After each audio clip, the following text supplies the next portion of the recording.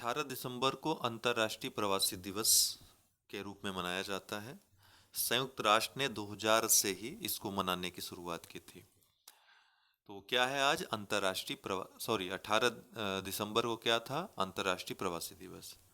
इस बार की जो थीम है वो है act today for a better tomorrow for all, improving the health of migrants to unleash the power of migration. WHO की वेबसाइट पे आप जाएंगे तो आपको यही थीम मिलेगी। आप जब UN की वेबसाइट पे जाएंगे तो आपको केवल एक्ट टुडे मिलेगा। तो इसको थोड़ा सा समझिएगा। नारा क्या है? सुरक्षित प्रवासन को बढ़ावा देना। क्या है इस बार का नारा?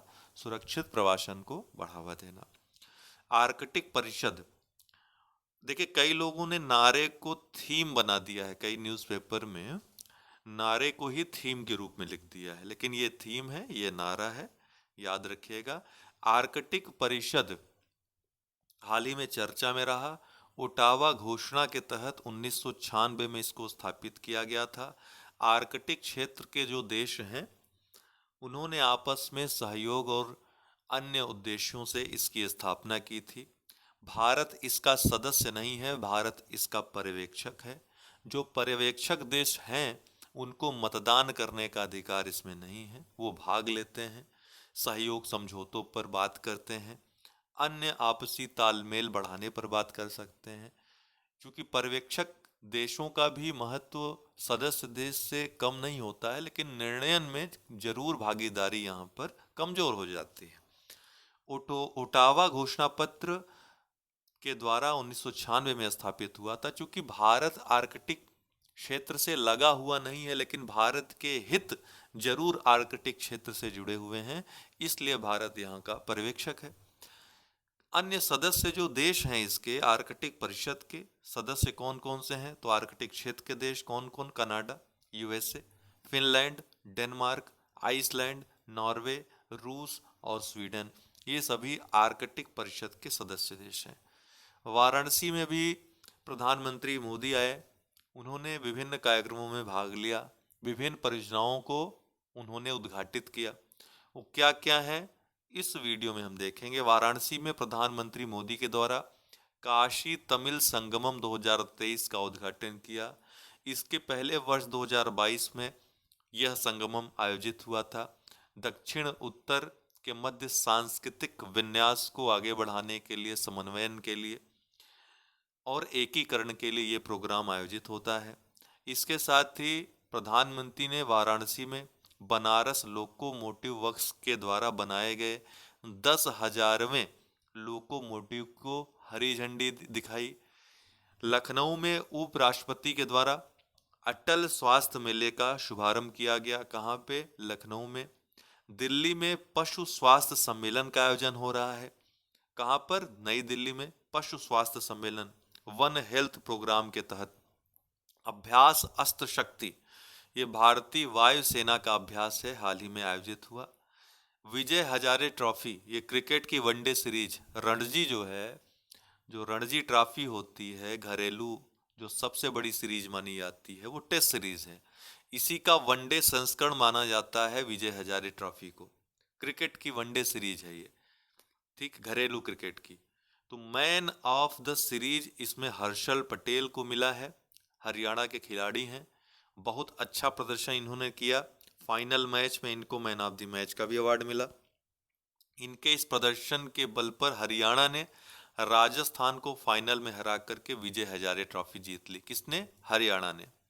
अमीर शेख नवाफ कुवैत के शासक थे। 86 वर्ष की आयु में इनका निधन हो गया। इनके मरने पर, निधन पर भारत में एक दिन का राजकीय शोक घोषित किया गया।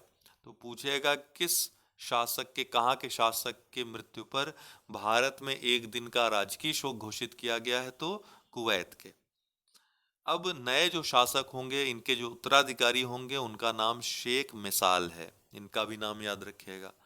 कोलकाता अंतर्राष्ट्रीय फिल्म फेस्टिवल 2023 जो कोलकाता में आयोजित हुए, सर्वश्रेष्ठ फिल्म का जो पुरस्कार मिला चिल्ड्रन ऑफ नोबडी, जो इजरायली मूवी है। सर्वश्रेष्ठ निर्देशक का जो अवार्ड मिला कार्लोस डेनियल मालवे को, हालांकि ये अवार्ड इतना महत्वपूर्ण नहीं है। 18 दिसंबर को अल्पसंख्यक अधिकार दिवस के रूप में भी मनाते हैं। राष्ट्रीय अल्पसंख्यक जो आयोग है उसके द्वारा इस दिवस को मनाया जाता है। इस बार की जो थीम रखी गई है, सेलिब्रेटिंग डाइवर्सिटी एंड इंक्लूशन।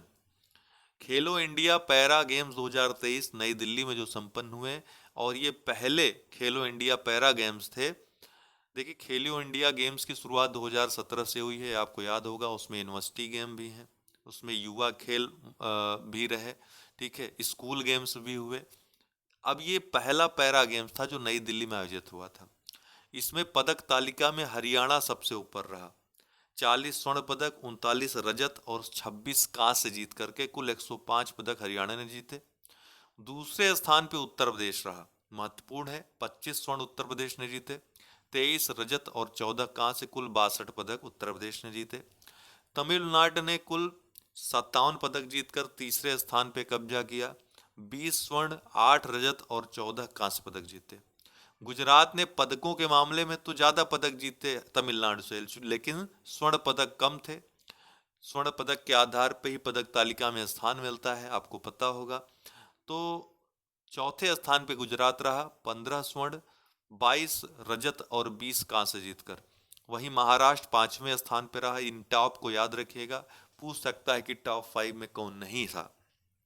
तो महाराष्ट्र 12 स्वर्ण, 7 रजत और 16 कांस्य जीतकर 35 कुल इसने पदक जीते और 5वें स्थान पे रहा। वहीं बिहार वाले बीपीएससी वगैरह देते हैं, बिहार 22वें स्थान पे रहा। मध्य प्रदेश वाले 14वें स्थान पे मध्य प्रदेश रहा। राजस्थान का जो आरएएस देते हैं उनके लिए राजस्थान 6ठे स्थान पे रहा। वहीं सबसे निचले पायदान पे पदक तालिका में झारखंड और अरुणाचल प्रदेश रहे। 25वां स्थान इन्होंने जीता, कोई स्वर्ण पदक इनको नहीं मिला। कुल 7 खेलों को इसमें शामिल किया गया था। इन खेलों में para athletics, para shooting, para तीरंदाजी, para football, para badminton, para power lifting और पैरा टेबल टेनिस को, ठीक है। वाराणसी में उमराहा एक क्षेत्र है, उसमें दुनिया के सबसे बड़े ध्यान केंद्र मेडिटेशन सेंटर, जिसका नाम स्वरवेद है, स्वरवेद महामंदिर, जो कि 125 पंखुड़ियों वाला 7 मंजिला मंदिर है। इसका उद्घाटन प्रधानमंत्री मोदी के द्वारा किया गया, अभी मोदी जी गए थे। इसकी क्षमता जो है 20,000 लोग एक साथ यहाँ पे योग कर सकते हैं। तो योगा और मेडिटेशन सेंटर दुनिया का सबसे बड़ा है। इसका उद्घाटन प्रधानमंत्री के द्वारा कहाँ किया गया? वाराणसी में किया गया। इनका एक मंदिर झूसी प्रयागराज में भी स्थित है, सदाफल आश्रम के रूप में स्वरवेद मंदिर यहाँ भी है ना, लेकिन ये छोटा है, लेकिन अपने आप में ये भी विशाल है। आप संगम से देखते होंगे झूसी के पास, तट के पास, तो ये मंदिर आपको वहां से दिखाई पड़ेगा, ठीक। तो अगर आपको अवसर मिले तो आप झूसी में आकर के इस मंदिर का अवलोकन अवश्य करें। रूवेन अजार भारत में इजराइल के नए राजदूत हैं। क्या नाम है? रूवेन अजार। इसके साथ ही श्रीलंका और भूटान में अनिवासी राजदूत के रूप में भी ये कार्य करेंगे। शेख हसन खान भारतीय ये व्यक्ति हैं, केरल के राज्य कर्मचारी हैं, सरकारी कर्मचारी हैं। अंटार्कटिका की सबसे ऊंची चोटी माउंट विंसन या विंसन मैसिव पर इन्होंने सफल चढ़ाई की है। इसके पूर्व ये माउंट एवरेस्ट, जो कि एशिया का सर्वोच्च चोटी है, माउंट डेनाल्डी नॉर्थ अमेरिका की चोटी है, उच्च चोटी है, किलिमंजारो पर्वत जो अफ्रीका की उच्च चोटी है, और माउंट एल्ब्रुस जो कि यूरोप की ऊंची चोटी है, इस पर भी ये सफलतापूर्वक चढ़ाई कर चुके हैं। वाराणसी में प्रधानमंत्री मोदी के द्वारा वाराणसी से दिल्ली दूसरी वंदे भारत ट्रेन का शुभारंभ किया गया। ये भगवा वंदे भारत है, अर्थात भगवा कलर की है, भगवा ग्रे कलर की है। भगवा ग्रे कलर की ये दूसरी वंदे भारत है जिसको प्रधानमंत्री मोदी ने हरी झंडी दिखाई है। इसके पहले पहली भगवा वंदे भारत की शुरुआत सितंबर 2023 में कासरकोड से तिरुवनंतपुरम तक केरल में प्रधानमंत्री मोदी ने शुरुआत की थी इसकी।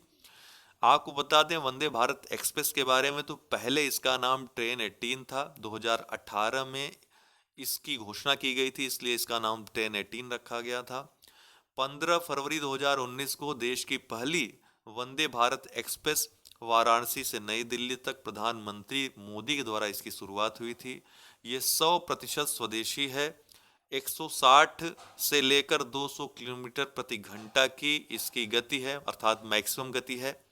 सवारी डिब्बा कारखाना चेन्नई में इसका निर्माण किया गया है, ठीक, वंदे भारत एक्सप्रेस का। तो वाराणसी से नई दिल्ली की दूसरी ये वंदे भारत एक्सप्रेस है जिसको प्रधानमंत्री मोदी ने हरी झंडी दिखाई। तो आज के लिए इतना है दोस्तों, बहुत बहुत धन्यवाद।